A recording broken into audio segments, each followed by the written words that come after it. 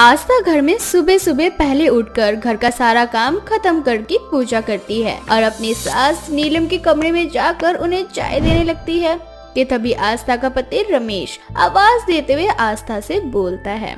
अरे आस्था कहाँ चली गई? मेरे सर में बहुत दर्द हो रहा है, ऐसा लग रहा है मानो जैसे मेरा सर फट जाएगा। रमेश की आवाज सुनकर आस्था अपने पति को आवाज देती हुई बोलती है। हाँ रमेश जी, मैं बस थोड़ी देर में आई।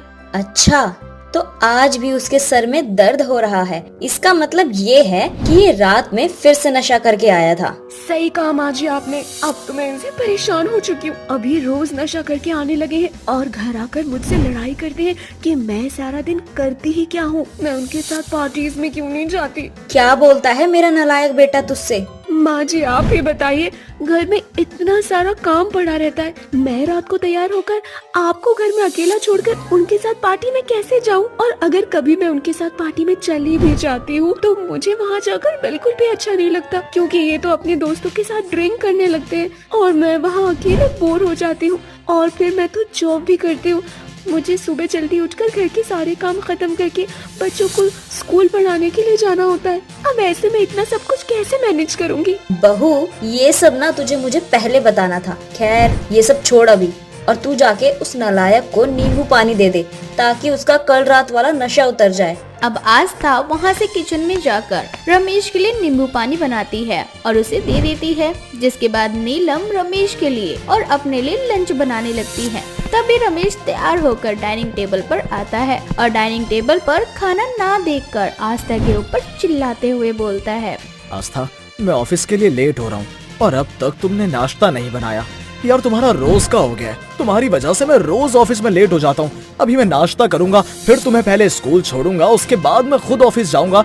यार मुझे तो समझ नहीं आता, बच्चों को पढ़ाने के अलावा तुम और करती ही क्या हो? मैं क्या करती हूँ आप ये पूछ रहे हैं? अरे आप क्या करते हैं?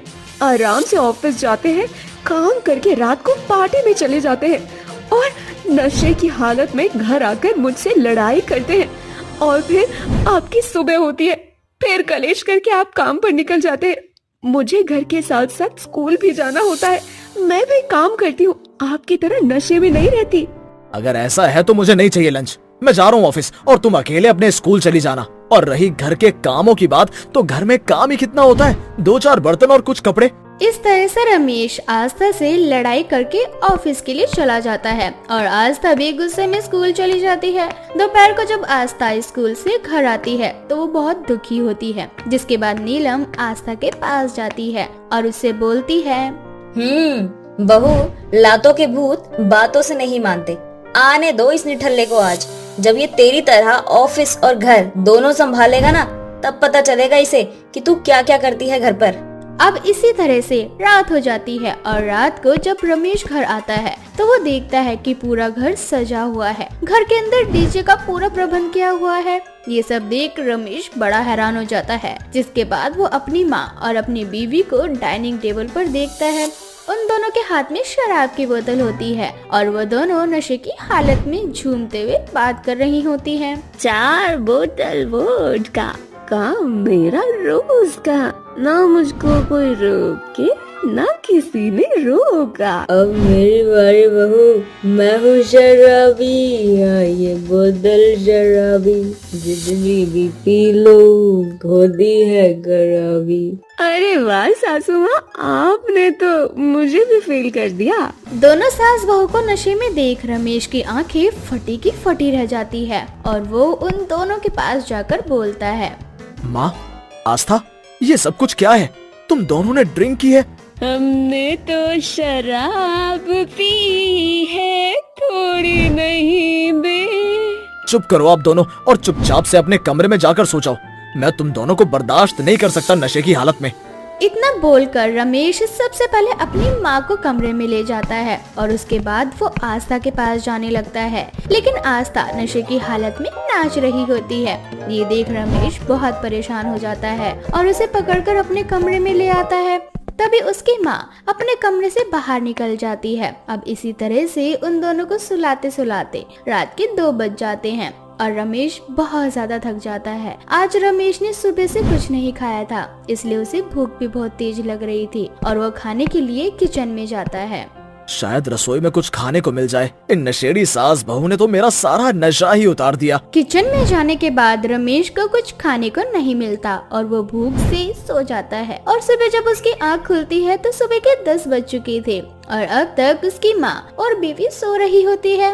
ये देख रमेश आस्था को उठाते हुए उससे बोलता है, आस्था उठो ना, देखो सुबह के 10 बज चुके हैं, मैं ऑफिस के लिए लेट हो चुका हूँ। अब जल्दी से मेरा नाश्ता बना दो। मेरा सर बहुत दर्द हो रहा है, बहुत भारी भारी लग रहा है सर। आप पहले मेरे लिए 1 गिलास नींबू पानी बनाकर ला दीजिए। किसने कहा था इन दोनों सास बहू को नशेड़ी बनने के लिए? अब मैं क्या करूं? इतना बोलकर रमेश गुस्से में उठता है और किचन में जाकर काम करने लगता है और नाश्ता बनाते बनाते उसे 12 बज जाते हैं। इस वजह से वो ऑफिस नहीं जा पाता और पूरा दिन इसी तरह से निकल जाता है। और रमेश अपना मूड ठीक करने के लिए कुछ देर के लिए घर से बाहर निकलता है और शाम को जब वह घर वापस आता है तो एक बार फिर से दोनों सास बहू को नशे में देखता है। ये देख रमेश का गुस्सा बढ़ जाता है और वो उन दोनों को संभालते हुए खुद से बोलता है, इन दोनों नशेड़ी सास बहू ने मुझे परेशान करके छोड़ दिया है।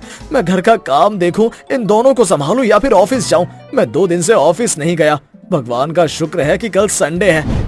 आने दो इन दोनों को होश में, इन्हें तो मैं कल बताऊंगा। इतना बोलकर रमेश सो जाता है और अगली सुबह जब वो उठता है तो देखता है कि आस्था और नीलम घर पर नहीं है। तभी सुबह सुबह कुछ मेहमान रमेश के घर आ जाते हैं और अपना बिखरा हुआ घर देखकर रमेश फटाफट अपने पूरे घर को ठीक करता है और मेहमानों के लिए चाय बनाकर लाता है। कुछ देर बाद मेहमान भी अपने घर वापस चले जाते हैं और थोड़ी देर बाद आस्था और नीलम भी घर आ जाती है। जिसके बाद रमेश उन दोनों के सामने हाथ जोड़कर उन दोनों से बोलता है, माँ, आस्था, मैं आज आप दोनों के आगे हाथ जोड़ रहा हूँ। प्लीज ये नशे की चीज आप दोनों के लिए नहीं है। जब से आप दोनों नशेड़ी बनी है मेरी वाट लग चुकी है। मैं घर के काम से ही नहीं निकल पा रहा जो मैं ऑफिस का काम कर सकूं। ऐसे में मेरी नौकरी चली जाएगी। मुझे समझ नहीं आता मैं अकेले क्या क्या करूं। पता नहीं आस्था, इतनी आसानी से तुम सब कुछ कैसे कर लेती हो? हम तो तुझे सबक सिखाना चाहते थे बेटा, इसीलिए हम दोनों सास बहू ने नशेड़ी होने का नाटक किया। और आज हम दोनों को बहुत अच्छा लग रहा है कि तुझे अब समझ आ चुका है कि आस्था घर परिवार ऑफिस सब कुछ कितने अच्छे से मैनेज करती है। और हाँ बेटा, अब मुझे तुझसे यही उम्मीद है कि तू अब से नशे में घर नहीं आया करेगा और मेरी प्यारी बहू से लड़ाई भी नहीं करेगा। आई एम सॉरी आस्था, मुझसे गलती हो गई। अब से ये गलती दोबारा नहीं होगी। अब आस्था और नीलम नशेड़ी होने का नाटक छोड़ देती हैं, जिसके बाद रमेश भी ड्रिंक करना छोड़ देता है और आस्था से लड़ना भी।